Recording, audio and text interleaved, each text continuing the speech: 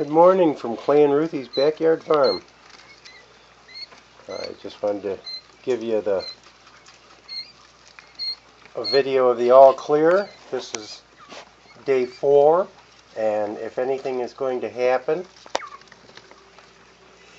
excuse me, if anything is going to happen, it's already happened. We lost one baby a couple of days ago, and if you're going to lose any babies, it's normally within the first 3 days. And these guys are like a swarm of locusts. I ground up a bunch of their chick mash really fine yesterday, and I filled this dish twice already. I love to kick that stuff around.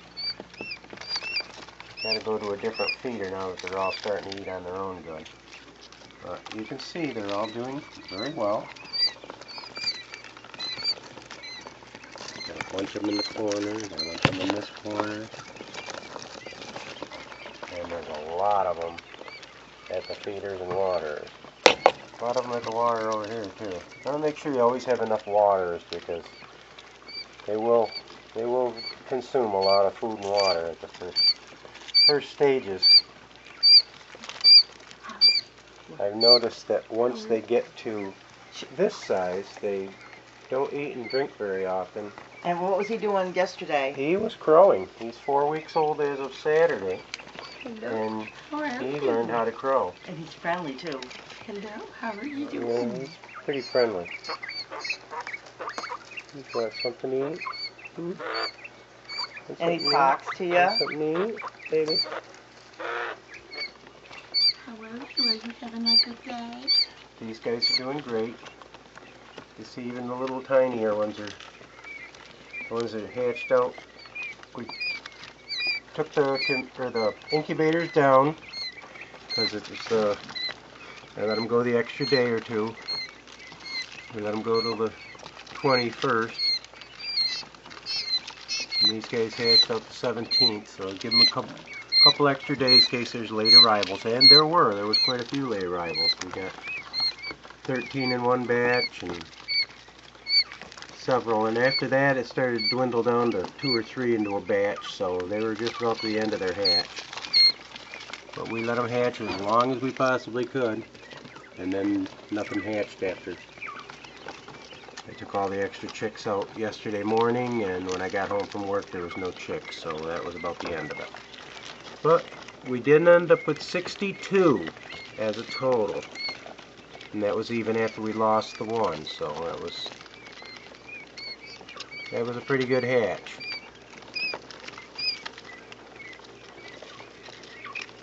So if you want to get eggs, get them through Quail King Josh. Hear him crow? That was the big one making that noise. Hello, how are you doing? We got him next to the other cage so friendly? he can look in and see the babies. Look how friendly he is. He likes people. He likes seeing the babies.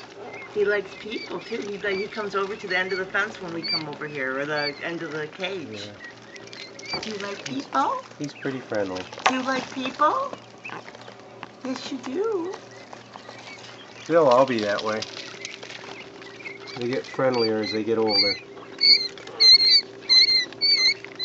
These guys aren't afraid to see my hand or the camera. They're seeing that they've been seeing it since they've been in this brooder, so they don't seem to be disturbed by any of it.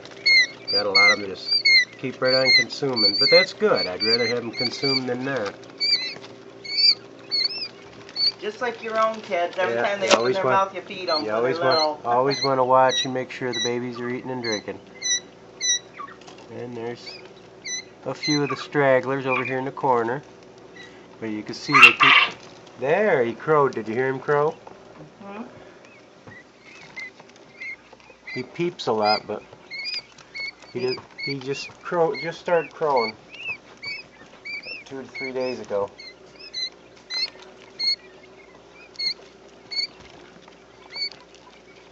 But if you can get these are the little waterers for quail, and you don't have to use the stones like everybody. They use them in these great big waters, and you should. But if you can find the little quail waters, that's the way to go.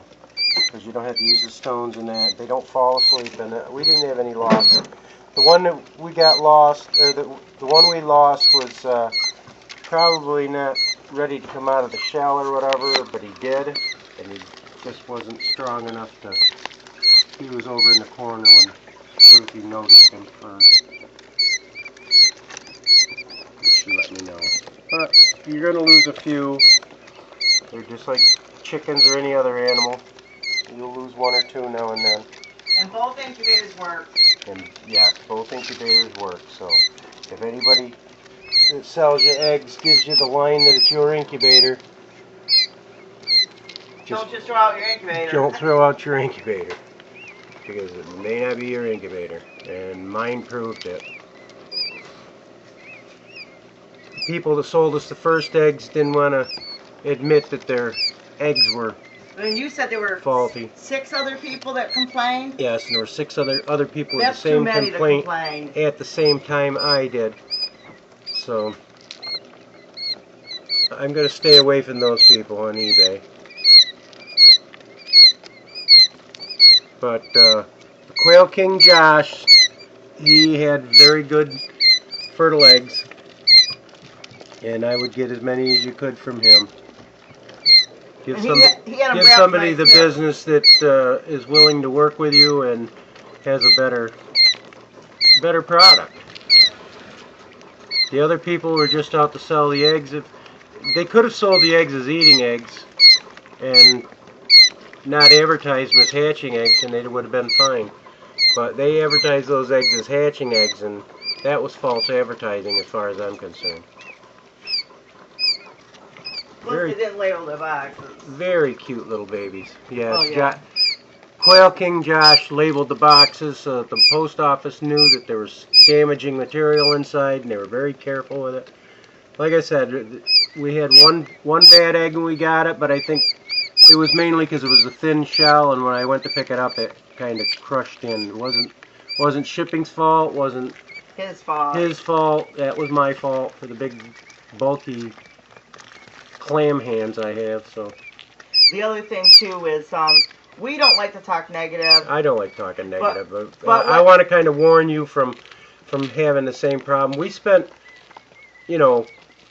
quite a bit of money getting these eggs, and Well, not only that, but it's it's to help you so that you don't end up with the same problems or mistakes that we went through in the past. But we got a good hatch, and we'll stay on the positive and show you the little things that go on with these guys as they grow.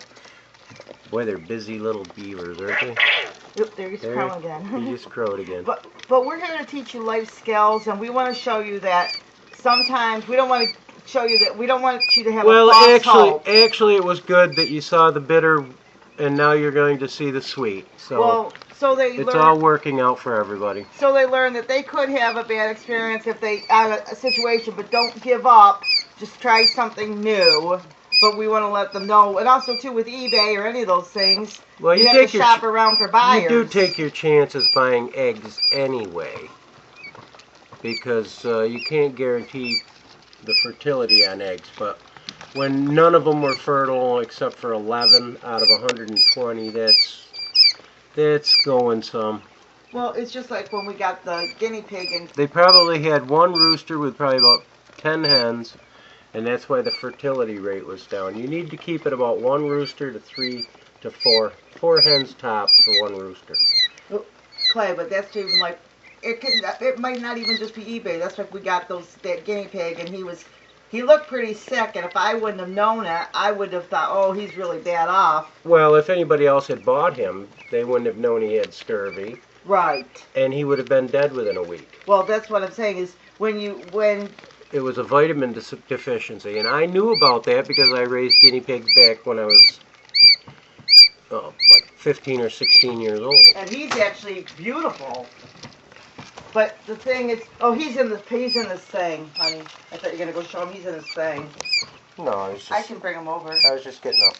But I was gonna say that that anytime you buy from anybody, there's no guarantees. unless you know the person. Yeah, It's live, just- live animals, you're dealing with. Some people are good and some people don't do what they're supposed to or don't know what to do. See what I mean about they just fall asleep wherever? I think most people just don't know what to He do. looks. Clay. I think most people just don't know what to do. I don't They think just they fall mean to be asleep bad. wherever they want. They run around and eat like crazy, and then they just drop like flies. Look at the swarm here. This is amazing how they. And they teach each other how to eat and drink too, which is another amazing thing with quail. You show one or two how to do it, and then they all just follow suit. Because the first 9 that I put in here, I dipped their beaks in the water. Hey, Clay. Another video, dear. Oh, he's so good looking. I know, you can do it in another video. This is a quail video. Oh, he looks so good.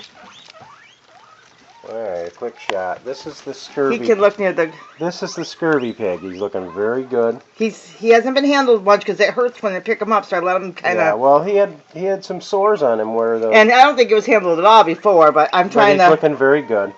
Okay, you can put him back. But look how nice he looks. I want him to not get. I just wanted to show him. Just wanted to show him the morning swarm. Sorry, guys. I'm so happy She's for them. excited for guinea pigs. She loves guinea pigs. And I love quail, and I love chicken, I love rooster, I love geese. I love them all. She likes the animals. And I love people. All right, you don't need to crow so loud. I know it's 3 in the morning. Your rooster buddies outside will be crowing any minute.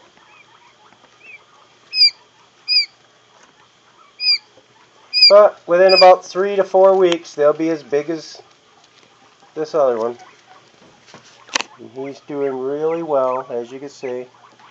He's got the rust color on his breast, so.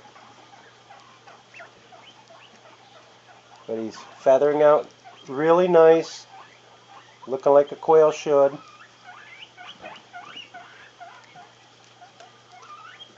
He's very inquisitive. He's got all of his own. He loves watching the babies. This is the funny thing. That's why he's been crowing for the past couple of days, because he thinks these are